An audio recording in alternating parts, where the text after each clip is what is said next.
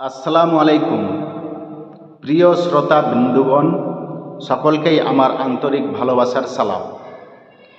প্রিয় বন্ধুগণ, আজকে আমি যে বিষয়টি নিয়ে আলোচনা করব সেটি আমাদের সকলেরই জানা। কোরআন এবং হাদিস অনুযায়ী বা আমরা আলেম বক্তাদের জালসার মাহফিলে, জালসার স্টেজে এই বিষয়ের উপরও আলোকপাত আমরা বক্তব্য শুনতে পাই। বিষয়টি কি? মুসলিম ছাড়া অন্যান্য ধর্মের যত মানুষ আছে সবাই যাবে জাহান্নামে। তো মুসলিম ছাড়া যত ধর্মের মানুষ আছে সব যাবে জাহান্নামে, আর পৃথিবীর যত মুসলিম আছে সবাই কি জান্নাতে যাবে?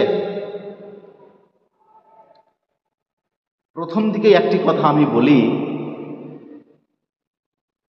যখন মোহাম্মদ নবী নবুয়ত পেলেন, আল্লাহ তাকে নবী করলেন, নবী করার পরে যখন মোহাম্মদ নবী ইহুদি, মুশরিক, বেদিন, কাফের তাদের সম্মুখে দিন ইসলামের দাওয়াত দিতেন, তাদেরকে দাওয়াত দিতেন, দিনের কথা বলতেন, দিন ইসলামের কথা যখন বলতেন তাদের সম্মুখে, আল্লাহ মোহাম্মদ নবীকে ডাক দিয়ে বলছেন, হে মোহাম্মদ, আমি যতটুকু তোমাকে প্রচার করার, ইহুদি মুশরিকদের সম্মুখে পৌঁছানোর উপদেশ দিচ্ছি, দিন ইসলামের কথা পৌঁছে দেওয়ার যে মেসেজ দিচ্ছি তোমাকে, ততটুকুই তাদের কাছে বয়ান করো, বক্তৃতা রাখো, তাদের কাছে ব্যাখ্যা করো, দিন ইসলামের কথা বলো। এর বাইরে এক চুল পরিমাণ কোনো বেশি কথা ভুলবে না, না হলে তোমার জিভকে আমি ছাড়ব না। বন্ধুগণ, আল্লাহ যখন মোহাম্মদ নবীকে এত বড় কথা যখন বলে দিতে পারেন, আমরা পৃথিবীর মুসলিম আবার কোন ক্ষেত্রে মুলি কেমন করে বলতে পারি আমরা যে প্রত্যেক মুসলিমরা যাবে জান্নাতে? আমার নাম মুসলিম, আমার নাম জাহাঙ্গীর, আমার নাম ফিরোজ, আমার নাম আব্দুল্লাহ, আমার নাম কাসেম, এই যে মুসলিম নাম রেখেছি, মুসলিম পরিবারে আমাদের বসবাস, আমার বংশ, পুরা বংশটা মুসলিম, আমার দাদা পরদাদা সবাই আমরা মুসলিম। আমাদের পরিবারে ছোট বাচ্চা ছেলে জন্মগ্রহণ করলে ছোটবেলাতেই তাদের খাতনা দেওয়া হয়, করা হয়। এই যে মুসলিম, আমরা মুসলিম টাইটেল, মুসলিম নাম নিয়ে আছি, অথচ আমাদের মধ্যে যদি দিন ইসলামের, ইসলাম ধর্মের কোনো বিরুদ্ধ কাজ থাকে, আল্লাহর কোরআনের বিরুদ্ধে কাজ করছি, নবীর হাদিসের বিরুদ্ধে কাজ করছি, অথচ নিজেকে মুসলিম নাম বলছি, আবার বলছি যে সব মুসলিম, আমরা মুসলিমরা যাব জান্নাতে। হাসরের ময়দানে যখন হিসাব নিকাশ হবে, তখন হিসাব নিকাশ হওয়ার পরে সব মুসলিমরা কি জান্নাতে যাবে? নবীকে যখন এত বড় কথা বলতে পারেন আল্লাহ, তো আমরা যতই বড় মহাদ্দেশ হই, যতই বড় কারি, যতই বড় হাফেজ, যতই বড় আলেম, যতই বড় মহাদ্দেশ, যতই বড় পীর, যতই বড় ওলি, যতই বড় আল্লাহওয়ালা, যতই বড় হাদিস কোরআনের জ্ঞানী থাকি, যতই বড় আলেম থাকি, যদি এই সব টাইটেল নিয়ে, মুফতি আর জিহাদি টাইটেল নিয়ে কোরআনের বিরুদ্ধে কথা, নবীর হাদিসের বিরুদ্ধে কথা, দিন ইসলামের বিরুদ্ধে কথা যদি বলি, আমাদের উপায় থাকবে? আমরা কি জান্নাতে যেতে পারবো? যতই বড় টাইটেল আমাদের কাছে থাকুক, এরকম ভাবে নিয়ে, বন্ধুগণ, আমরা সোশ্যাল মিডিয়াতে দেখছি যতগুলি আলেম আছে যারা জালসার মাহফিল করে, বক্তা আছে, যতগুলি বক্তা আছে তত রকমের ভাষণ। আমরা সাধারণ মানুষ যারা বক্তাদের, আলেমদের কথা শ্রবণ করে শুনে তাদের কথা অনুযায়ী ধর্ম পালন করি, আমরা আজ বিভ্রান্ততে পড়ে গিয়েছি। কোনটা সঠিক দিন ইসলামের কাজ আমরা সিদ্ধান্ত নিতে পারছি না। তো আমাদেরকে বিগড়িয়ে রেখেছে এইসব বক্তারা, এমন এমন ভাষণ দেই যে শুনে আমরা তাজ্জব। কিন্তু আমরা মুসলিম একটা কথা মনে রাখবেন, আমাদের দুটি কিতাবই হচ্ছে আমাদের জীবনধারা, আমাদের মেন লক্ষ্য। একটা হচ্ছে আল্লাহর কোরআন এবং নবীর সহিহ হাদিস। এই দুটির উপর আমল করেই আমাদেরকে দিন ইসলাম মেনে চলতে হবে, পালন করতে হবে। কোরআনে আল্লাহ কি বলেছেন সেরকমভাবে চলব, নবী হাদিসের মাধ্যমে কি বলেছেন সেরকমভাবে আমি চলব। অন্য যতই বড় আলেম হয়, কোনো আলেমের লেখা, কোনো পীরের লেখা, কোনো মহাদ্দেশের লেখা, কোনো ওলির লেখা, কোনো আল্লাহওয়ালার লেখা, এরা যে বই লিখে নিজের মতামতকে জানিয়ে নিজের মতে করে লিখে আর এসব মানুষের কাছে বয়ান করছে, বলছে, আর এসব দলিল দেখাচ্ছে।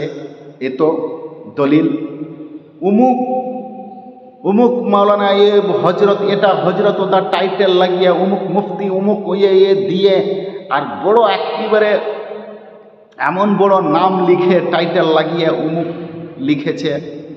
নিজের মতো করে এই যে বই লিখে বাজারে প্রবেশ করছে, জনগণের সম্মুখে বলছে এটা মাসালা, আমাদের সঠিক মাসালা মেনে চলো।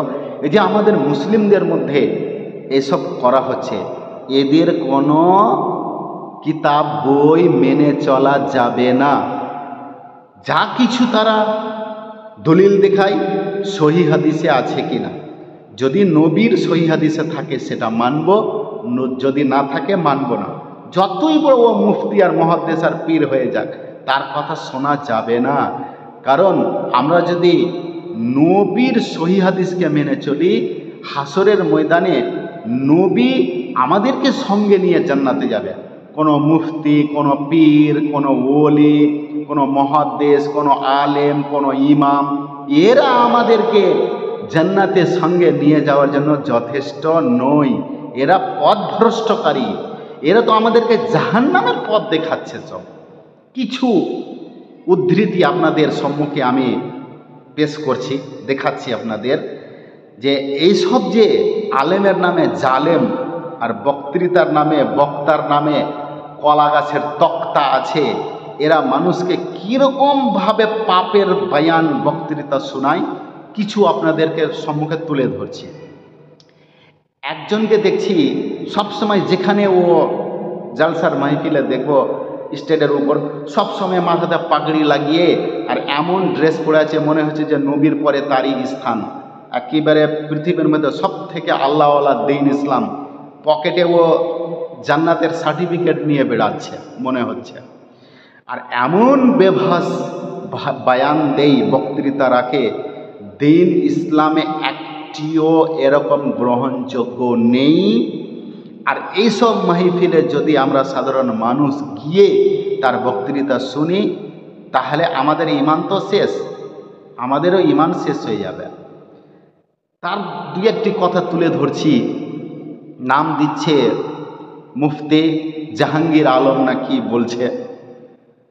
তো ও একদিন ভাষণ দিচ্ছে, বলছে এই পৃথিবী সৃষ্টি করেছেন আল্লাহ, জমিন সৃষ্টি করেছেন আল্লাহ, পৃথিবী, চন্দ্র, সূর্য, নক্ষত্র, তারা, জমিন, আকাশ, জমিন সবই কিছু সৃষ্টি করেছেন আল্লাহ।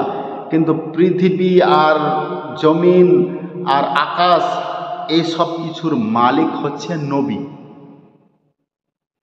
সৃষ্টি করেছেন আল্লাহ, কিন্তু এর মালিক হচ্ছে পৃথিবী, আকাশ, চন্দ্র, সূর্য, নক্ষত্র, তারা সব কিছু যা কিছু আছে, এর মালিক হচ্ছে নবী।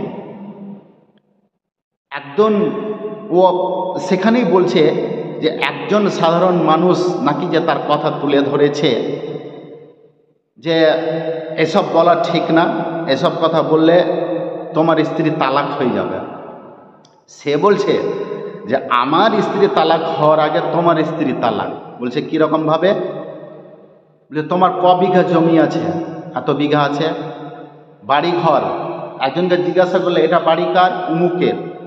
এ বাড়ির মালিককে অমুক মানুষ, নাম বলে দিল অমুক মানুষ মালিক। তো পৃথিবীর যখন মালিক আল্লাহ, তো কেমন করে তুমি বলছো যে এই বাড়ির মালিক হচ্ছি আমি? মানে উদাহরণ দিচ্ছে ওই এরকম ভাবে। তোমার 2 কাঠা জমি আছে, 2 বিঘা জমি আছে, 5 বিঘা জমি আছে। তো 5 বিঘা জমি, এই জমির মালিককে অমুক লোক। তুমি যখন পৃথিবীর মালিক যখন আল্লাহ, তো এই পৃথিবীর জমিন 2 বিঘা জমিন আছে, তো তার মালিক তুমি কেন হলা? আল্লাহর যখন আছে তো তুমি কেন হলা? এই পৃথিবী আল্লাহর যখন মালিক যখন আল্লাহ, তো এই বাড়ির মালিক তুমি কেমন করে হলা? এরকমভাবে সে উদাহরণ দিচ্ছে যে সৃষ্টি করেছেন নবী আল্লাহ, সৃষ্টি করেছেন আল্লাহ, কিন্তু মালিক হচ্ছেন নবী। কীরকমভাবে ঘুরিয়ে মানুষ করছে।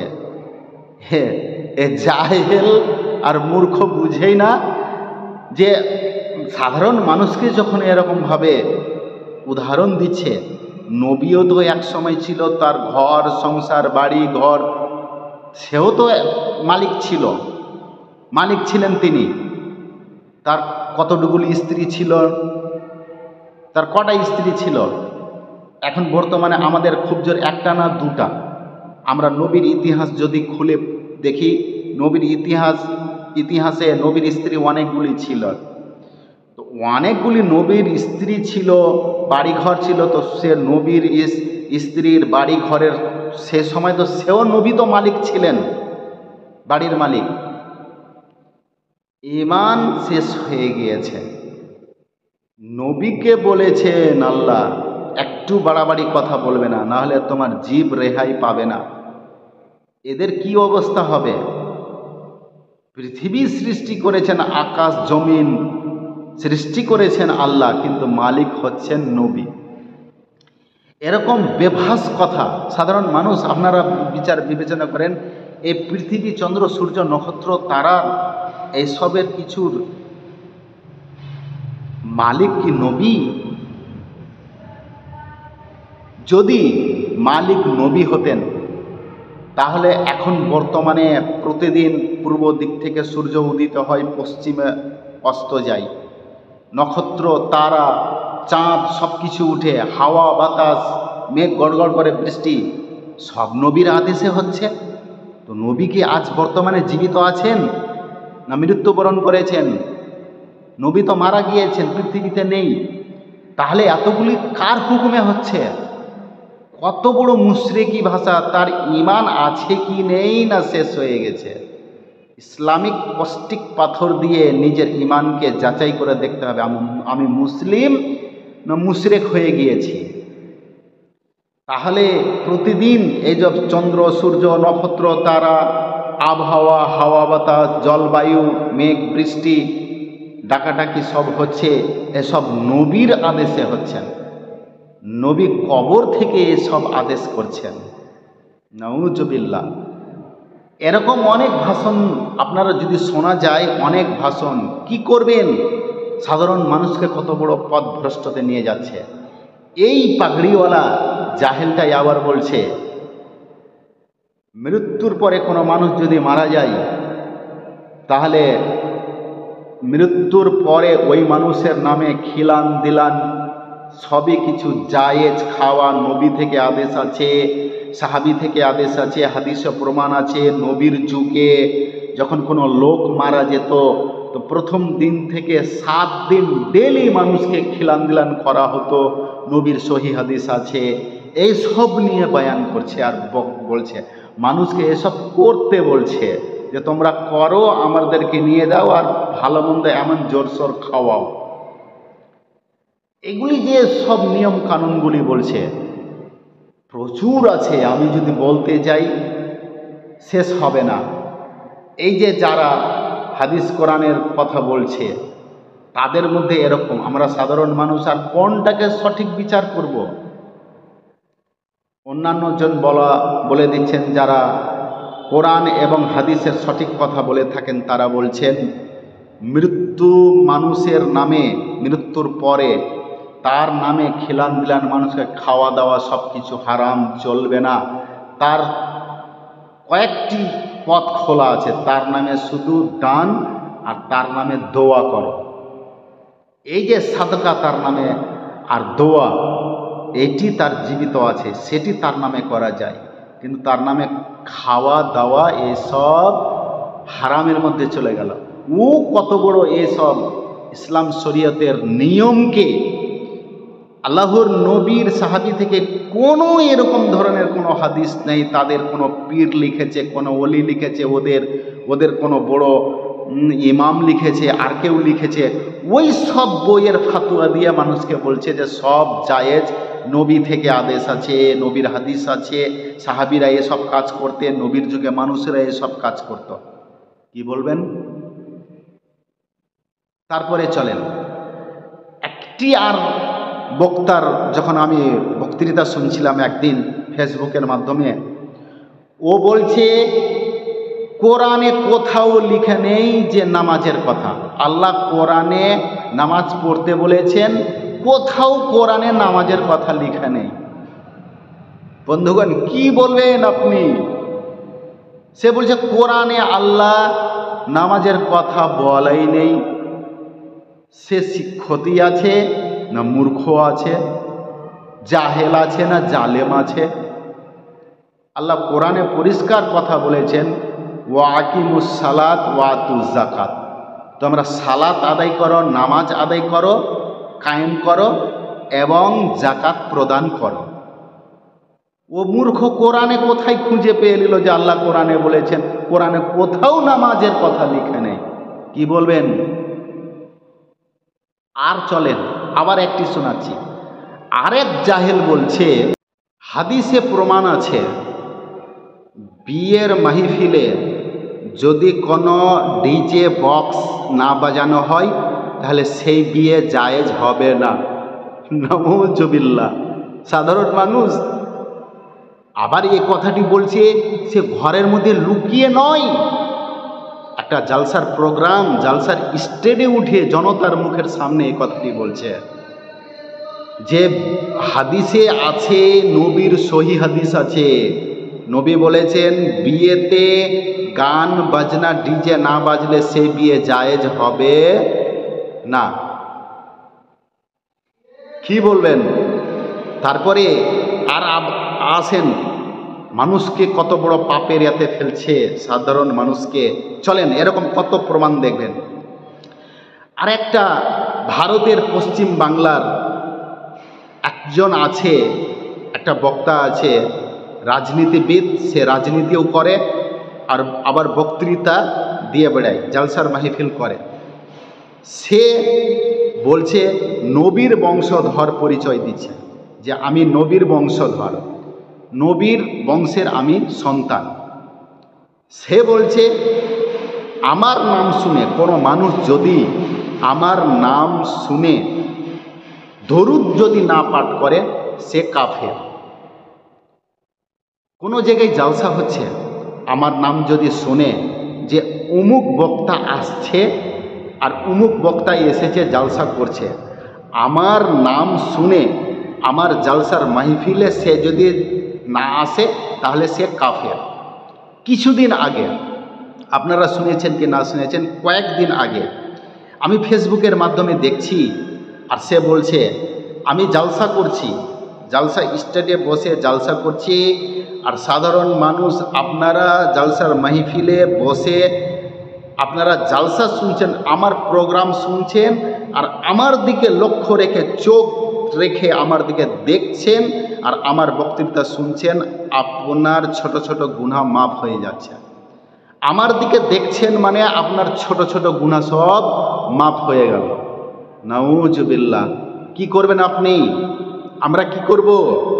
আর এই সব মানুষকে প্রশ্রয় দিয়ে আমরা অনেক মোটা অঙ্ক ধরনের টাকা দিয়ে আবার বক্তৃতা করতে নিয়ে আসছি।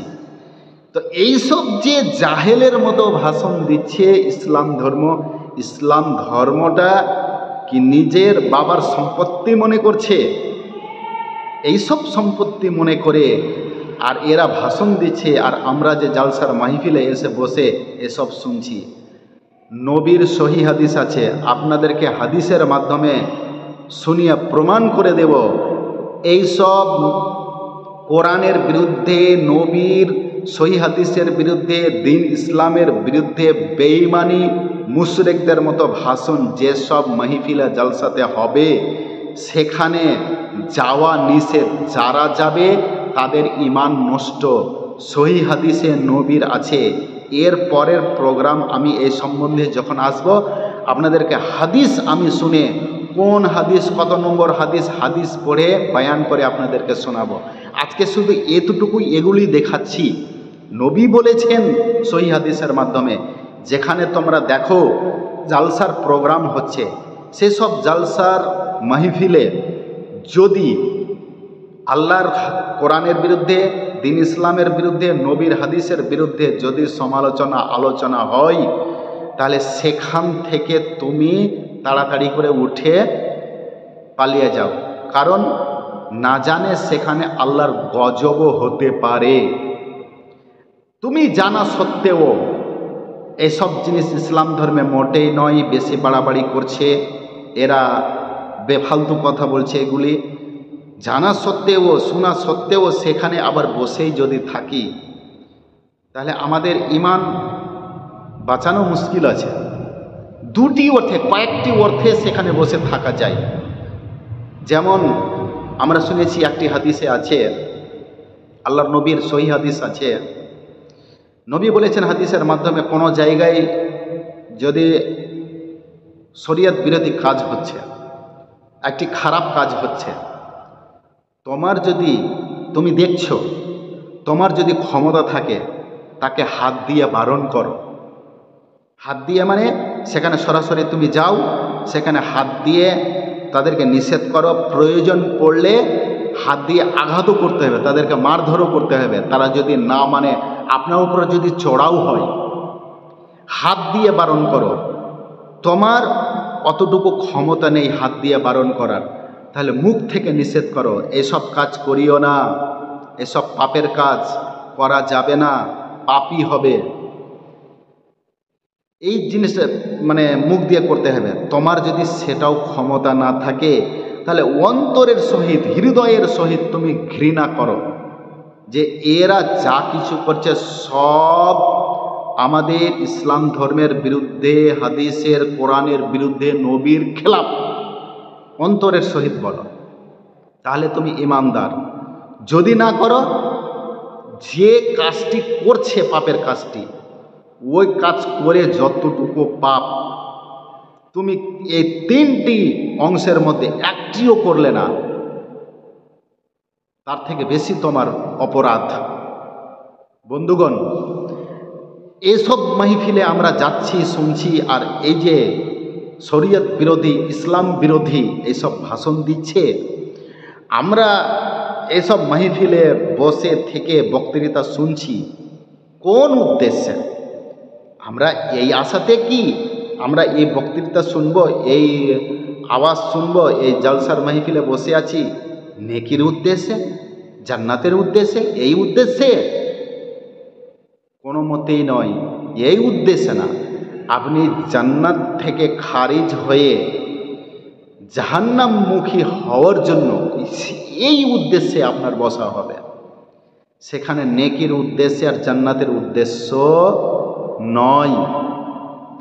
এরকম কতগুলি বক্তৃতা আপনি শুনবেন, বলতে বলতে অনেক সময়ের প্রয়োজন, কোনটা বলবো আর কোনটা ছাড়ব। তাই বন্ধুগণ, আমরা একটি কথা, আমরা যদি সোশ্যাল মিডিয়া খুলি, ইসলামিক কোনো প্রোগ্রাম শুনি, তাহলে অবশ্যই সেখানে ধরা পড়বে। যেমন এক মাস আগে মিলাদুন নবী, নবীর জন্মদিন গেল। এই মিলাদুন নবীটাকে নিয়ে এত রকমভাবে তারা যে প্রমাণ আর অনেক রকমের বক্তৃতা দিয়ে থাকে, হাদিস দিয়ে থাকে, অনেক রকমের এরকম আছে। কোনো হাদিস নেই এগুলি, অথচ হাদিস বলছে অমুক হাদিস, অমুক এর আগে আমি একটি ভিডিও করেছি এরকমভাবে, এক অশিক্ষিত আলেম মাহফিল করছে আর বলছে আল্লাহর নবী মিলাদুন নবী পালন করতেন, সাহাবীরা করতেন, কীরকমভাবে সাহাবীরা, নবীরা পালন করতেন, একটি সহি হাদিস বলল যে এটি সহি হাদিস, হাদিস নম্বর বলল, হাদিসটি পড়ে শোনালো, নবী কোরআনে বলেছেন, সেই হাদিসটির নাম দিয়ে ওই হাদিস নম্বরটি খুলে বের করে পড়ে আমি পাঠ করে আমি একটি ভিডিও করা আছে, আপনি দেখবেন। কেউ হয়তো দেখেছেন, যারা হয়তো না দেখেছেন দেখে নেবেন, যে ধর্মের নামে কোরআন এবং সহিহ হাদিসের অপব্যাখ্যা করা হচ্ছে, এরকমভাবে টাইটেলটা দেওয়া আছে, দেখবেন। যেমন গতকালকে একজনের আমি পোস্ট দেখলাম, সে বলছে যে দলিল আছে নবী সাহাবিরা মিলাদুন নবী পালন করতেন। কীরকম সে দলিল দেখাচ্ছে? সে বলছে যে একজন ইমামের কথা বলল, এক সাহাবীর কথা বলছে, সাহাবীর নামটি যেন কি বলছে, যা হোক আমি পড়ে দেখলাম, সাহাবীর কথা বলছে। সে সাহাবীটি বলছে নাকি যে আমি নবীর বাড়ি গেলাম, তো নবীর বাড়িতে গিয়ে দেখছি নবীর ছেলে মেয়েদেরকে নিয়ে নবী সাহেব মোহাম্মদ নবী তার জন্মের কাহিনী ছেলে মেয়েদেরকে শোনাচ্ছেন, জন্মের কাহিনী দিয়ে, মানে আলোকপাত রেখেছেন, বক্তৃতা দিয়ে তাদেরকে শোনাচ্ছে, আলোচনা করছে। তো এই যে নবী তার ছেলে মেয়েকে তার জন্মের কথা বলে শোনাচ্ছেন, এটা কি নবীর জন্মদিন পালন করা হলো না? এক সাহাবীর কথা বলেছেন, সে সাহাবীটি বক্তৃতা দিয়েছে, সে হাদিসের কথা বলছে যে উমুক হাদিসে আছে। সে লোকটিকে আমি কমেন্ট করে বললাম যে ভাই, এই কোন হাদিসে আর হাদিস নম্বরটা কত আছে, একটু মেহরবানি করে আমাকে বলবেন, হাদিসটি আমি পড়ব। এখন পর্যন্ত তার কোনো নাম নিশানা নেই। তারা বক্তৃতা দিয়ে মানে এরকমভাবে পোস্ট করে ছেড়ে দিচ্ছে, তার মানে বোঝা যাচ্ছে এগুলি যে তারা একটি নতুন দিন ইসলাম তারা প্রচার করছে সোশ্যাল মিডিয়ার মাধ্যমে, মানুষজনের মাধ্যমে, যে মানুষ সব দেখে, এসব জিনিস দেখে নিজে নিজে প্রেসার বাড়াই করার জন্য, যে বাহ হাদিসে আছে, সাহাবীরা এই করেছে, নবী এসব করেছে। ভাই, নবীর ইতিহাস, নবীর ইসলামিক ইতিহাস কি নেই? নবীর জন্মের ইতিহাস আমরা পড়িনি? আমরাও তো পড়ছি নবীর জন্মের ইতিহাস, নবী কীরকমভাবে কত সালে জন্মগ্রহণ করলেন, কীরকমভাবে তিনি বড় হলেন, নবী কীরকমভাবে, এ তো আমরা জন্মের ইতিহাস আমরা পড়ছি। তো এটা কি আমি করছি, তো আমি মিলাদুন নবী পালন করলাম? কত বড় মুশরিকি ভাষণ দিচ্ছে। কিন্তু তাদের কাছে দলিল যখন চাওয়া হয়, কিচ্ছু নেই, দিবেই না। দলিল কোথায় আছে? এরকম অনেক ভাষণ আছে, আপনি শুনে তাজ্জুব হয়ে যাবেন, বাধ্য হয়ে যাবেন। আমি এক ভাইয়ের মিলাদুন নবী যেদিন ছিল তার আগের একটি ভিডিও দেখেছিলাম। সে ভিডিওতে বলছে, একটি হাদিস পাঠ করে শোনাল যে আল্লাহর নবী নিজের জন্মদিন মিলাদুন নবী পালন করেছেন, সহিহ হাদিসে আছে। হাদিসটি পড়ে শোনালো, ঠিক আছে, হাদিসটি কিন্তু ঠিকই ছিল, সহিহ হাদিস ছিল, কিন্তু সে হাদিসটি ছিল মুসলিম শরীফের হাদিস ছিল। হাদিসটি পাঠ করলো, কিন্তু তার ব্যাখ্যা বিশ্লেষণ কিন্তু সে ভুল ব্যাখ্যা করছে। হাদিসটি পাঠ করেছে সঠিক, কিন্তু হাদিসটি ভুল ব্যাখ্যা করে মানুষের কাছে শ্রবণ করাচ্ছে, মানুষের কাছে বলছে। হাদিসটি মুসলিম শরীফের হাদিস আছে। সাহাবীরা আল্লাহ নবীকে জিজ্ঞাসা করলেন যে হে নবী, আপনি প্রত্যেক সোমবারের দিন কেন রোজা রাখেন? কিন্তু এই যে অল্প শিক্ষিত ভাই থাকুক আর আলেমে থাকুক আর যাই কিছু থাকুক, মানে তারা এই পথে, তাদের পথে যারাই বক্তৃতা দেন, তারাই কিন্তু ধর্মের দিক থেকে অন্ধ সেজে যায় কিছুর লোভেতে। তো সে বক্তৃতা দিচ্ছে, বলছে নবী জিজ্ঞাসা করলেন, মোহাম্মদ নবী, আল্লাহর নবী, আপনি প্রত্যেক সোমবারের দিন কেন রোজা রাখেন? কিন্তু সোমবারটা তুলে ধরেছেন, আরও কিন্তু সোমবার ছাড়া অন্য দিন আছে, সেগুলি তুলে ধরা হয়নি এখানে। নবী বললেন যে এই সোমবারের দিন আমি জন্মগ্রহণ করেছিলাম, তার জন্যই আমি এই সোমবারের দিন রোজা রাখি।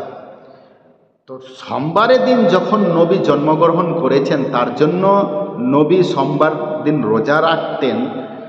তো এই রোজা রাখাটা সাহাবীদের তো বলেননি যে তোমরা করো, আমার দিনকে, আমার জন্মদিনকে লক্ষ্য করে তোমরা সোমবারের দিন রোজা রাখো, আমার জন্মদিনকে লক্ষ্য করে তোমরাও রোজা রাখবে। তো প্রত্যেক সোমবারের দিন বলা হয়েছে, এখানে দিনের কথা, দিন তারিখের কথা বলা হয়নি। গত যে মিলাদুন নবী গেল, শুক্রবারের দিন কেন করা হলো? সোমবারের দিন করতে হতো। সোমবারের দিন কেন করলো না? শুক্রবার কেন করলো? আল্লাহর নবী তো প্রত্যেক সোমবার রোজা রাখতেন। তো সোমবারের দিন জন্মগ্রহণ করেছিলেন বলে নবী সোমবার দিন রোজা রাখতেন। কিন্তু সাহাবীরা যখন জিজ্ঞাসা করলেন, সাহাবীদের এ কথা বলেননি যে প্রত্যেক সোমবার আমার জন্মকে কেন্দ্র করে তোমরা রোজা রাখো, কোনোদিন বলেননি। তো কিভাবে নবী জন্মদিন পালন করলেন? জন্মকে লক্ষ্য করে নবী রোজা রেখেছেন, কিন্তু মানুষকে তো বলেননি তোমরা পালন করো। নবীর ব্যাপার আলাদা। নবী তো পৃথিবী থাকতে গিয়ে জান্নাতের সার্টিফিকেট পেয়েছেন, বাকি জীবনটা তিনি 5 পয়সা কোনো নামাজ রোজা না করলেও তিনি জান্নাতে যেতেন। আমাদের থেকে বেশি কেন ইবাদত তিনি করতেন তখন? কিন্তু আল্লাহর নবী শুধু যে সোমবারের দিন রোজা করতেন সেরকম কোনো নেই। আল্লাহর নবী সপ্তাহে 2 দিন রোজা করতেন, প্রত্যেক সোমবার এবং প্রত্যেক বৃহস্পতিবার। প্রত্যেক সোমবার আর বৃহস্পতিবার তিনি রোজা রাখতেন এই জন্য যে সপ্তাহের 2 দিন সোমবার এবং বৃহস্পতিবার মানুষের পাপ পুণ্যের হিসাব নিকাশের খাতা আল্লাহর কাছে পেশ করা হতো। ফেরেশতারা আল্লাহর কাছে পেশ করতেন। সোমবার এবং বৃহস্পতিবার মানুষের পাপ পুণ্যের খাতা, রেজিস্ট্রির খাতা চেক করা হয়। তার জন্য আল্লাহর নবী সোমবার এবং বৃহস্পতিবার রোজা রাখতেন, এই জন্য যে যখনই আমার নামের, আমার পাপ পুণ্যের খাতা যখন দেখবেন, তখন আল্লাহ দেখুক যে আমি সিয়াম অবস্থায় আছি, আমি রোজা অবস্থায় আছি। এটা প্রত্যেক মানুষের জন্য এটা জায়েজ আছে, করতে পারেন। প্রত্যেক মানুষ এটি কাজটি করতে পারেন যে সোমবার এবং বৃহস্পতিবার রোজা রাখা অনেক সওয়াবের কাজ। সেদিন মানুষের হিসাব নিকাশ দেখা হয়। যখনই দেখবে তখনই আল্লাহ আমার দিকে চেয়ে দেখবে। আমার যখন রেজিস্ট্রিটা যখন চেক করবে তখনকার আমার দিকে চেয়ে দেখবেন, তখন দেখবেন যে আমার বান্দা রোজা অবস্থায় আছে, সিয়াম অবস্থায় আছে, তখন আমার হিসাব নিকাশ একটা ভালো হবে। তারা শুধু বিভ্রান্তির পথে, মানুষকে বিভ্রান্তির পথে ঠেলে দেওয়াই তাদের কাজ, অন্য ভালো কাজ তাদের কাছে নেই। এরকম ভাষণ দেওয়া হয়, কি বলবেন আপনারা? আমরা কি বলবো? এই যে অপব্যাখ্যা করা হচ্ছে, আল্লাহর নবীর হাদিসের মাধ্যমে কিছুই নাই, অথচ নবীকে বদনাম করা হচ্ছে। এই নবীর সহি হাদিসে এসব জিনিস নেই। আর নবীর নামে যে মিথ্যা আরোপ করা হচ্ছে, নবীর নামে মিথ্যা আরোপ লাগানো হচ্ছে, এই সম্বন্ধে আল্লাহর নবী সহি হাদিসে বয়ান করে গিয়েছেন। এরপরে আমি যখন ভিডিওতে আসব আপনাদেরকে কিছু শোনাবার জন্য, তখন আপনাদের কাছে তুলে ধরব। প্রথম বললাম কি, যেসব মাহফিলে নবীর সহি হাদিসের বিরুদ্ধে, দ্বীন ইসলামের বিরুদ্ধে কোনো বয়ান দেওয়া হয়, বক্তৃতা দেওয়া হয়, সেই সব জায়গাতে, সেসব মাহফিলে যাওয়া যাবে না, অনেক বড় পাপ হবে। এই ব্যাপার নিয়ে নবী বলেছেন হাদিসে, সেটাকে তুলে ধরব। আর একটি কি, এই যে নবীর নামে মিথ্যা আরোপ লাগানো হচ্ছে যে নবী এই মিলাদুন নবী পালন করেছেন, নবীর সহি হাদিস আছে, এই নবী করতেন, এই ব্যাপার নিয়ে সহি হাদিস আছে। এই যে নবীর নামে মিথ্যা আরোপ লাগানো হচ্ছে, মিথ্যা আরোপ লাগালে কি অবস্থা হবে তাদের, যতই বড় আলেম থাকুক, জালেম থাকুক, মহাদ্দেশ থাকুক, হাফেজ থাকুক, মুফতি থাকুক, যতই বড় থাকুক, এই যে নবীর নামে মিথ্যা আরোপ লাগিয়ে নবীকে বদনাম করা হচ্ছে, আর নবীর সহি হাদিস বলে কোনো নেই, কিছু নেই, অথচ সেই ইসলাম বিরোধী কাজ বলে আর নবীর সহি হাদিস বলা হচ্ছে যে নবীর সহি হাদিসে আছে।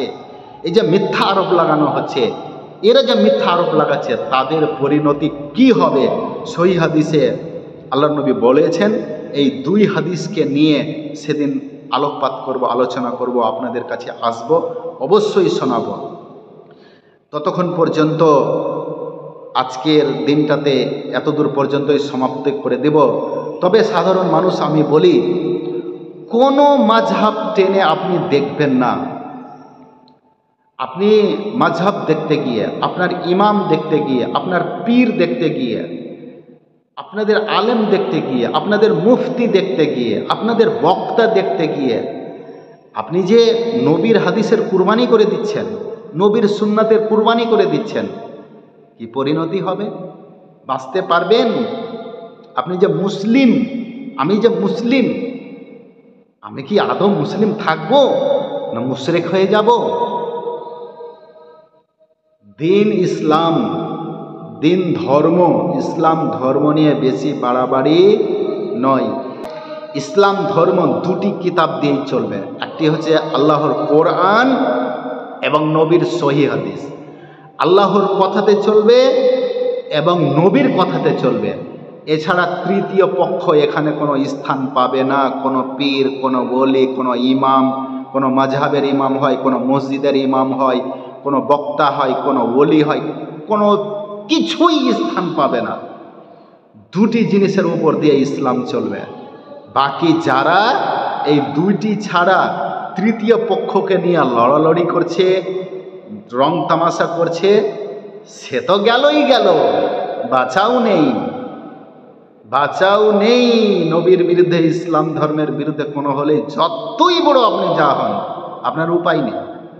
বন্ধুগণ, আমরা ইসলাম ধর্ম পেয়েছি, তারপরে ইসলাম ধর্ম পেয়েছি বলে আরেকটি কথা আমার হঠাৎ করে মনে পড়ে গেল।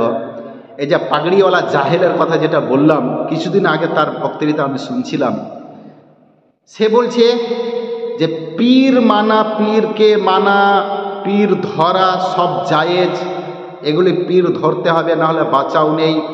ওলি উল্লাহকে মানতে হবে, ওলি উল্লাহর কবরকে মানতে হবে, ওলি উল্লাহ পীর, এসব আল্লাহর ওলির পীরকে এগুলোকে মানতে হবে, না নচেত আমরা বাঁচতে পারবো না, জান্নাতে যেতে পারবো না। কেন পারবো না? সে বলছে যে এইসব যে আল্লাহর ওলি পীরেরা একদিন মরার আগে আল্লাহর ওলি ছিল, তারা আমাদের কাছে দিন ইসলামের আলো, কোরআনের আলো নিয়ে পৌঁছে দিয়েছে, আমাদের কাছে নিয়ে এসেছে। দিন ইসলামের আলো, কোরআনের আলো আমাদের কাছে নিয়ে এসেছে। তো তাদেরকে মানা কি আমাদের যাবে না? তাদের কবর মানা যাবে না? তাদেরকে পীর বলে আমাদেরকে মানতে হবে না? তাদের দ্বারাই তো আমরা ইসলামের আলো পেয়েছি। নাউজুবিল্লাহ। আমরা এতদিন জেনে আসলাম যে সারা বিশ্বের মুসলিমদের দ্বারে দ্বারে, মুসলিমদের ঘরে ঘরে দিনের আলো মোহাম্মদ নবী পৌঁছে দিয়েছেন। এই মোহাম্মদ নবী দিনের আলো সবার কাছে পৌঁছানোর জন্য কত ইহুদি মুশরিকদের মার খেয়েছেন, কত মার খেয়েছেন। তায়েফের মাটিতে এমনভাবে রক্তাক্ত হয়ে, হোঁশহারা হয়ে মাটিতে পড়ে গেলেন। মনে হচ্ছিল যে নবী মনে হয় এখানেই মারা গিয়েছেন, মনে হয় আর জীবিত নেই। এই অবস্থায় জিবরাইল ফেরেশতা এসে নবীকে হোঁশ করালেন, হোঁশ ফিরালেন। আর জিবরাইল ফেরেশতা বলেছিলেন, হে মোহাম্মদ নবী, তুমি একবার শুধু আমাকে আদেশ করো, এই তায়েফের মানুষকে মাঝখানে রেখে এই তায়েফের দুই পাহাড় দিয়ে এমনভাবে আটা পিসার মতন তাদেরকে পিসে শেষ করে দেব। নবী বলেছিলেন, না না জিবরাইল, এ কাজ করো না তুমি, কারণ এ কাজ করলে আল্লাহকে যে আমি হিসাব দিতে পারবো না। এই তায়েফের মানুষ সবাইকে আমার উপরে অত্যাচার করেছে, ওর মধ্যে ছোট বাচ্চারা আছে, কত কত মানুষ আছে যে আমার কথা মানে বিশ্বাস করে, তারা চাইছিল না। সবার দ্বারাই আমার উপরে অত্যাচারিত হইনি আমি, কিছু মানুষের দ্বারা হয়েছে। একদিন তারা ইসলামের পথে আসবে, ইসলামকে বুঝবে। নবী আদেশ করেননি, সেদিন যদি মোহাম্মদ নবী আদেশ করে দিতেন, যাও ফেরেশতা তুমি এ তাইফের মানুষকে তাইফের নাম নিশান মিটিয়ে দাও, তাহলে আজ পৃথিবীর যে নকশা আছে, এ পৃথিবীর নকশাতে তায়েফ বলে কোনো নকশা থাকতো না। আর এই যে অশিক্ষিত, কত বড় জাহেল, কি বলবেন? জাহেল থেকে কোনো বড় ভাষা আছে কিনা তাদেরকে বলার? বলছে যে পীর ওলি তাদেরকে ইসলামের আলো, কোরআনের আলো তাদের কাছে পৌঁছে দিয়েছে। নাউজুবিল্লাহ, তাদের ঈমান শেষ হয়ে গেছে। শুধু যে দেখতে মুসলিমের মতো, তারা মুশরিক ইহুদি ছাড়া তাদের ঈমান নেই, তাদের স্তরে নেমে চলে এসেছে। না হলে আমি বলছি, বারবার বলেছি, ইসলামিক কষ্টিক পাথর দিয়ে তাদের ঈমানকে যাচাই করে দেখুক যে আমরা মুসলিম আছি। মোহাম্মদ নবী এত মার খেয়ে নবুয়ত পাওয়ার পর থেকে তিনি মৃত্যু পর্যন্ত শুধু মার খেয়ে গিয়েছেন মুশরিক ইহুদিদের দ্বারা। এই দ্বীনের আলো, কোরআনের আলো তাদের কাছে পৌঁছানোর জন্য। আর এই বেঈমানরা এত বড় কথা যে পীর ওলিরা আমাদের কাছে দ্বীনের কোরআনের আলো আমাদের কাছে পৌঁছে দিয়েছেন, শুনে আমাদের মাথার ফিউজ কেটে যাচ্ছে। কিন্তু এই কিভাবে বিশ্বাস করবেন আপনারা যে এরা মুসলিম ছিল? এই রকমভাবে ভাষণ দিচ্ছে, আর আমরা সাধারণ মানুষ তাদের সম্মুখে বসে শুনছি আর বাহাব্বা লুটছি। আমরা কি নবীর ইতিহাস জানি না? নবীর ইতিহাস কি পড়িনি আমরা? যে নবী কত কষ্ট করেছেন দ্বীনের আলো, ইসলামের আলো আমাদের কাছে পৌঁছে দেওয়ার জন্য। মহিলাদের কোনো স্থান ছিল না, অজ্ঞতার যুগ চলত, মেয়েদেরকে জিন্দা মাটিতে পুঁতে দেওয়া হতো, জিন্দা দফন করে দেওয়া হতো, কত অজ্ঞতা চলত। বোন বলে, মা বলে, স্ত্রী বলে, নিজের মেয়ে বলে কোনোই পরিচয় ছিল না সেই যুগে। নিজের স্ত্রী কি, নিজের মা কি, নিজের বোন কি, নিজের মেয়ে কি, সবার সঙ্গে একই রকম ব্যবহার করা হতো। যেমন নিজের স্ত্রীর সঙ্গে ব্যবহার করা হতো, সেরকম নিজের মেয়ের সঙ্গে ব্যবহার করা হতো, সেরকম নিজের বোনের সঙ্গে ব্যবহার করা হতো। অজ্ঞতার যুগ চলত। এই নবীর কাছে দ্বীন ইসলামের আলো, নবী পৃথিবীর বুকে ছড়িয়ে দেওয়াতে মহিলারা এত বড় স্থান পেয়েছেন। আর সেই সব জাহেলরা বলেছে যে আমরা পীর আর ওলি থেকে আমরা ইসলামের আলো আর কোরআনের আলো পেয়েছি। আস্তাগফিরুল্লাহ, আস্তাগফিরুল্লাহ। অবশেষে আমি যে দুইটি হাদিসের কথা বললাম, আল্লাহর নবীর হাদিস,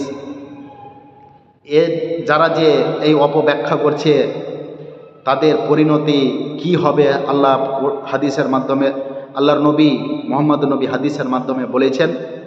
এরপরে একদিন আমি আসবো, সে হাদিস পাঠ করে আপনাদেরকে শোনাবো।